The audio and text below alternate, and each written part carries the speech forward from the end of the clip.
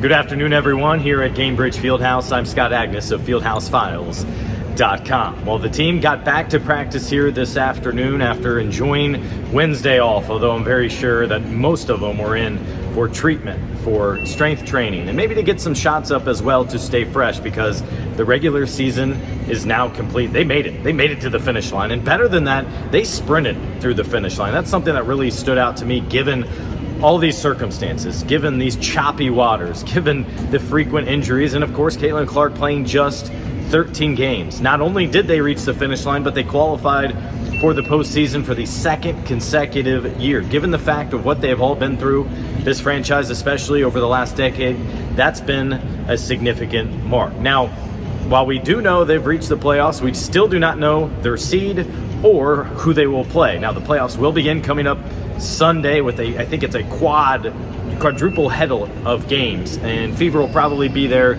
in the afternoon, maybe that ABC slot. That's still all to be determined. So is the opponent. So in the meantime, here on Thursday, the practice was spent on themselves. It's nice for them to enjoy 4 days between games, to rest, to reset, and to work on themselves. And part of that, Stephanie White was alluding to the fact that they can add a little bit more to the playbook, because obviously, given the frequent changes to this roster, given the number of new faces that they've shuffled in and out over the past month and a half, in particular with hardship exceptions, and then signing those players for rest of season deals, they've had to simplify. That starts at both ends of the floor, but it even makes it even more difficult given the fact that majority of those injuries are to guards, to their point guards, the primary ball handler, the extension of the coach out on the floor. We saw Kelsey Mitchell, what she was able to get accomplished this season, having a career year, becoming the best per game scorer in franchise history, the first to average 20 points per game. Well, a couple days ago, as I reported, the Fever amended her contract to give her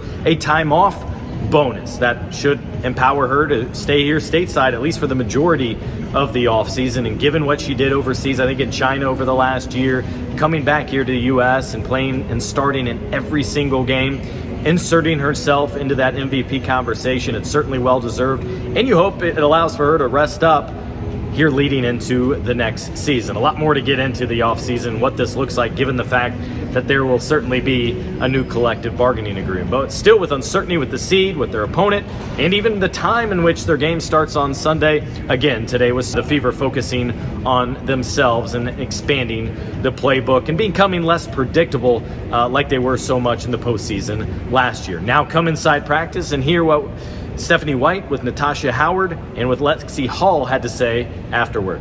Preparing for an unknown opponent, you've got an A or a B. You focus on yourself, but you can't get too specific yet. Yeah, I think for us today's about focusing on us. We've got to be able to fine-tune some things, number one.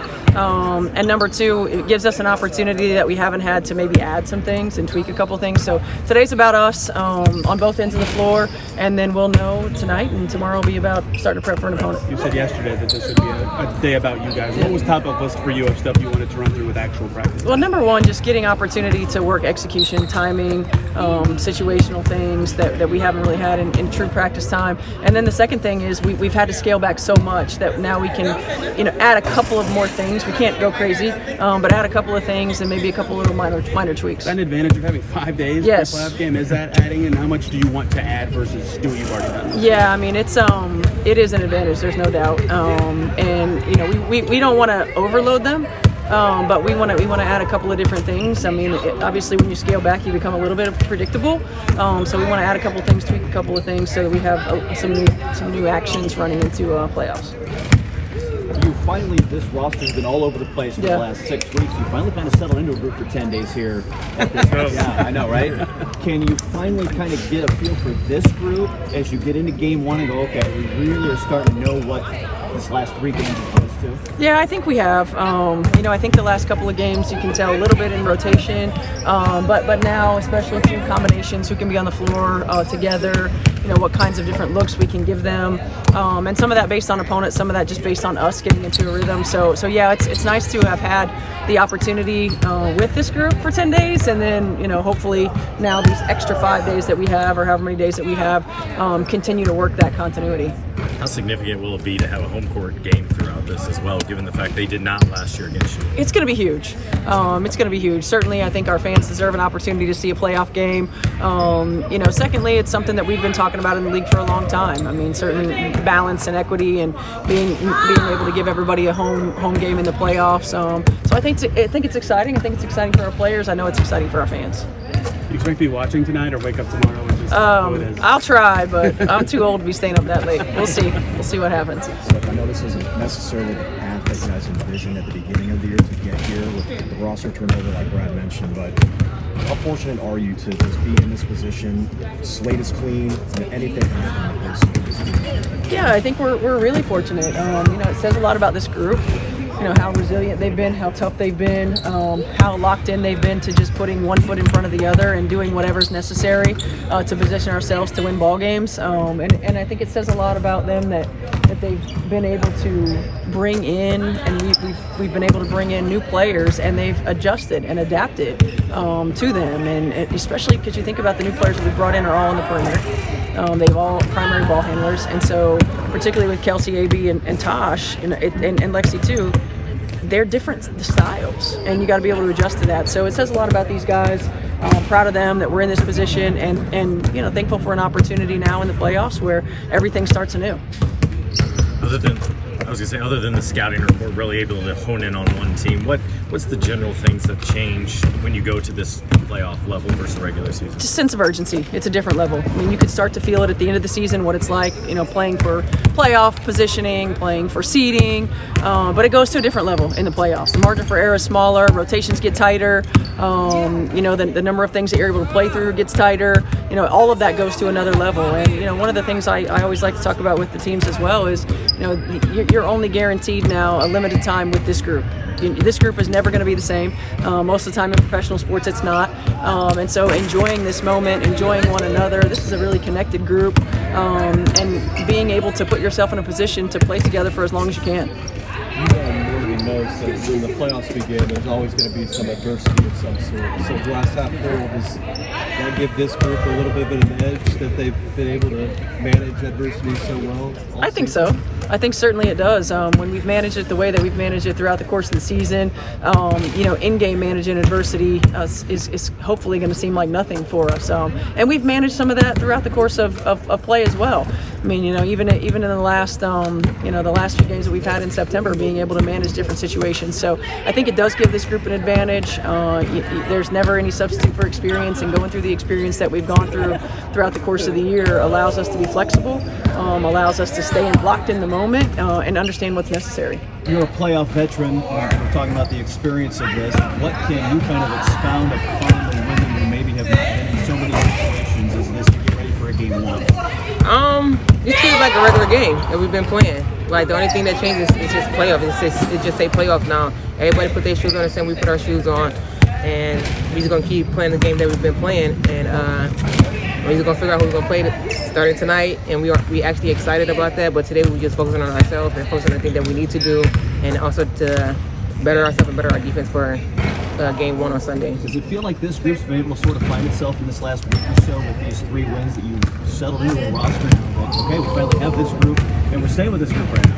Absolutely. Those 3 games that we played before the season, before our regular season was over with, I feel like we did a really good job when it came to our defense, offense, just overall effort from the starters all the way to the bench. They came in and executed, and we give credit to our coaches too, like how they worked so hard to get us prepared for each game. So. Made deep runs, won the finals. What makes you feel good about this group and some of the qualities that they have maybe compared to some of the other teams you've been on? I feel like we're hungry. We're hungry even though we had like a whole bunch of injuries on this team. We're hungry, we stay together, we fight together no matter what. And we also brought in new pieces that actually help us out as well. And at the end, we just gonna scare the WNBA. Part of the offseason for you guys, we kept hearing about adding experience. How much have you kind of imparted wisdom or shared with everyone about what the playoffs are about, what it takes to keep winning and do those things you just said? Just keep doing it over and over again. Do it over and over again, repetition after repetition. And that's one thing that me and Sid talked about when we first got here, and that's what we said over and over again. Like to be a championship team, you got to do things over and over again. So when you do it in the game, you won't make a mistake. You might make a mistake, but at the end of the day, you know what you're doing on the floor. So to be that on the next level. You mentioned the coaching staff. How impressed have you been with the way in which they've helped you, and Steph in particular, help navigate these choppy waters throughout this season? Just staying together. Like our coaches just always tell us, like, just be prepared for whatever comes our way, and that's what we've been doing. Just staying together, fighting together, like I said, and just executing every plan that the coaches gave us. Whoever had the scouting report, like we run it to the point that we make other teams uncomfortable, and I give credit to, like I said, I give credit to our coaching staff for just doing everything they have to do, because they stay up hours to make sure that we know everything when it comes to the scouting report. You're going to get a home game next week, guaranteed in this series. Is there a little bit of excitement knowing that regardless of what happens to start this thing off, it's coming back here? Absolutely. Our fans going to always be behind us no matter what, since they've been there since day one. Even through our ups and downs, our wins, our losses, everything. And we're excited to have a game at home, and our fans behind us cheering us on, and our teammates right there cheering us on, our friends, our family, everybody. So we're really excited about coming back home, playing in front of our fans. As a player, when it gets to this time of the year, is there like a boost of maybe like adrenaline, energy that comes with entering the playoffs with a clean slate, knowing that everything is sort of up for grabs for anybody? I've been in the playoff for 11 years, going on 11. This is my 11th playoff. So for me, I'm excited. But I know, like, the second year, first year, third, whatever, people been in the league, I know they're really excited though. But right now, we just focusing on who we're about to play starting tonight, and just do what we need to do when that time comes, when we play on Sunday. So for right now, we just want to figure out who we're gonna play, and then focus on that starting tomorrow. What's it been like to see this group in these last 3 games, and it starts to feel like there's some things starting to gel as you get ready for game 1? Yeah, I mean, we've been through so much this season. To have a roster that we know is going to be our roster going into a game is exciting. It's not a new roster where I think, everyone's bought in, everyone's vying for each other. So I think we're heading into this very strong and connected, and that's all we can ask. That's something like half a dozen kind of come through the point guard position at some point this season. Everyone's gotten acclimated, though, as all these women have come through here. What's been the process like, and what's impressed you most about how Tosh and Aaliyah and everybody on the other end of that has been able to adjust? I mean, I think when you're introducing a new point guard into any system, that's the hardest position, because they're really leading the offense. And we've been really lucky with people we've brought in that they've been able to step up in the first game that they're wearing a Fever jersey and really make an impact. And I think that's just testament to our coaching staff, making sure that they're prepared and they're ready. And then also, our front office, bringing in people that are going to fit into the system and really buy in. Last year, especially given how long it took for the Fever to get back to the playoffs, felt like a breakthrough. This year, you're in again. How different does it feel to you to be in this position compared to last year? I mean, this is always the goal, to make it to the postseason. Now that we're here, it's taking care of business this first game. That's our focus. And I mean, that's the same focus that we headed into postseason last year. But I think this year we're just, a tighter group because we've gone through so much this season that we're really excited about the opportunity to surprise some people. When did the bruising officially fade? I mean, over the course of a week and a half, 2 weeks. It took a while. It took longer than I expected. What's a practice like here? You don't know who you're going to play. So this is really just kind of a wide open, anything goes kind of day like this. What was it like? Focusing on us, focusing on things that we know we can improve regardless of who's on the other side. There's things we need to clean up, things that we're working on defensively, offensively. So today was all about that. Steph highlighted how, like, these last, whatever is left, it's the last time this group is going to be together. What stands out to you, the way in which, I think the phrase everybody said is how you've poured into each other throughout this year? Yeah, I think, we believe in each other 100%. We believe that, like I said, we can surprise some people. And regardless of who we're playing, we're going to be prepared and we're going to put our best foot forward. And I can guarantee you we're all going to have 100% effort. That's all we can focus on, is controlling what we can control. And that's supporting each other, being there for each other, and putting our best foot forward. Is there an underdog mentality with this group going into this? I mean, I think there's a little bit of that. I think there's people out there that didn't expect us to make playoffs with, the hand we were dealt this year, and we surprised people. We won games that we weren't expected to win, and at the end of the day, in our locker room, we believe we can beat anybody. So we're just excited about the opportunity.